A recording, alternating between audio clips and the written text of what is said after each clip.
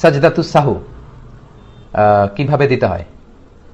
কোন ভাই প্রশ্ন করেছিলেন আমি নামটি খেয়াল রাখতে পারিনি, তো আমি টুকে রেখেছি যে সাজদাতুস সাহু দেওয়ার পদ্ধতি কি। সম্মানিত ভাইরা, সাজদাতুস সাহু দেওয়ার 3টা পদ্ধতি আছে এবং মজার বিষয় হচ্ছে 3টাই সহিহ হাদিসে আছে।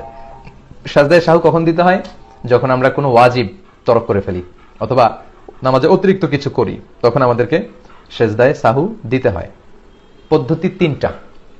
প্রথম পদ্ধতি, বাংলাদেশে আপনারা যেভাবে শিখেছেন, যেভাবে আদায় করেন ঠিক সেভাবে, অর্থাৎ শেষ বৈঠকে আত্তাহিয়াতু পরে ডান দিকে এক সালাম, আসসালামু আলাইকুম ওয়া রাহমাতুল্লাহ, তারপর 2টি সেজদা, আল্লাহু আকবার বলে সেজদা দিয়ে বসে, তারপরে আপনি সেজদা দিয়ে বসে আপনি আবার তাহিয়াত, দুরুদ এবং দোয়া মাসুরা পরে সালাম ফিরিয়ে নামাজ শেষ করবেন। এটা বাংলাদেশে এস্টাবলিশড, সবাই প্র্যাকটিস করে, এটা সহিহ হাদিসে আছে, কোনো সমস্যা নেই, করতে পারেন।